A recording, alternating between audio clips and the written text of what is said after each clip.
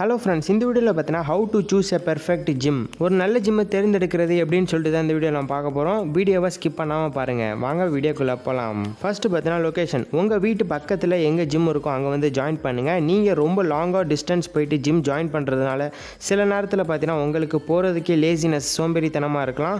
So அதனால் நீங்கள் பார்த்தீங்கன்னா ஜிம்மை வந்து அந்த நாளையில் பார்த்தீங்கன்னா ஸ்கிப் பண்ணிடுவீங்க. ஸோ எந்த அளவுக்கு உங்களால் பக்கமாக ஜிம் இருக்கோ அங்கே வந்து ஜாயின் பண்ணுங்கள். செகண்ட் பார்த்தீங்கன்னா நல்ல குவாலிட்டியான எக்ஸசைஸ் எக்யூப்மெண்ட்ஸ் இருக்கான்னு சொல்லிட்டு பார்க்கணும். நல்ல ஒரு எக்யூப்மெண்ட்ஸ் நிறையா இருக்கிற ஜிம்மாக பார்த்து ஜாயின் பண்ணுங்கள்.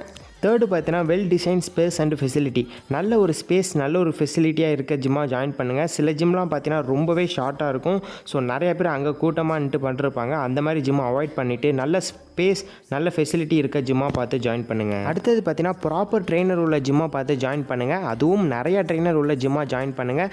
ஏன் அப்படின்னு கேட்டிங்கன்னா இன்றைக்கி உங்கள் ட்ரெயினர் வந்து ஆப்சன்னா உங்களுக்கு பார்த்தீங்கன்னா இன்னொரு ட்ரெயினர் சொல்லித்தரதுக்கு கூட உங்களுக்கு இருக்கணும். சில ஜிம்லலாம் ட்ரெயினரே இருக்க மாட்டாங்க. நம்மளாக தான் போய் ஒர்க் அவுட்ஸ் பண்ணணும். அப்படி நீங்கள் பண்ணுற ஜிம்மை வந்து கண்டிப்பாக அவாய்ட் பண்ணிடுங்க. மேக்ஸிமம் நல்ல ஃபிட்னஸை பற்றி தெரிஞ்ச கோச், அப்புறம் பார்த்தீங்கன்னா நல்ல ஃபிட்னஸை பற்றி தெரிஞ்ச ட்ரெயினர் வச்சுட்டு நீங்கள் ஒர்க் அவுட் பண்ணுங்கள்.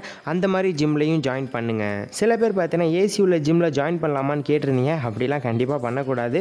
ஸோ ஏசி இல்லாத ஜிம்மை ஜாயின் பண்ணுங்கள். ஏன் அப்படின்னு கேட்டிங்கன்னா ஏசியில் நீங்கள் ஒர்க் அவுட்ஸ் பண்ணும்போது உங்களுக்கு பார்த்தீங்கன்னா ஸ்வெட்டிங் வரதுக்கு வாய்ப்புகள் கம்மி தான்.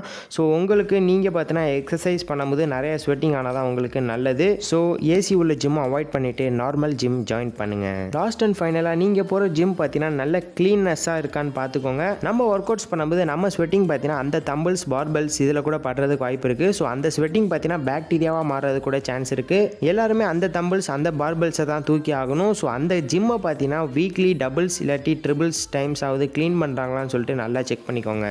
ஸோ ஓகே ஃப்ரெண்ட்ஸ், உங்களுக்கு எந்த ஒரு டவுட் இருந்தாலும் கீழே கமெண்ட் பாக்ஸில் கமெண்ட் பண்ணுங்கள், நான் ரிப்ளை பண்ணுறேன். அது மட்டும் இல்லாமல் இது மாதிரியான ஜிம்மில் வந்து நீங்கள் ஜாயின் பண்ணால் உங்களுக்கு ரொம்பவே யூஸ்ஃபுல், ரொம்பவே பெட்டராக இருக்கும். ஸோ மறக்காமல் இந்த வீடியோ எல்லாருக்கும் ஷேர் பண்ணி விட்ருங்க. மறக்காமல் ஜிம் போகிறவங்களுக்கு ஷேர் பண்ணிடுங்க. So until then signing off Yogesh. வேறு ஒரு நல்ல வீடியோவில் சந்திக்கிறேன். தேங்க்ஸ் ஃபார் வாட்சிங்.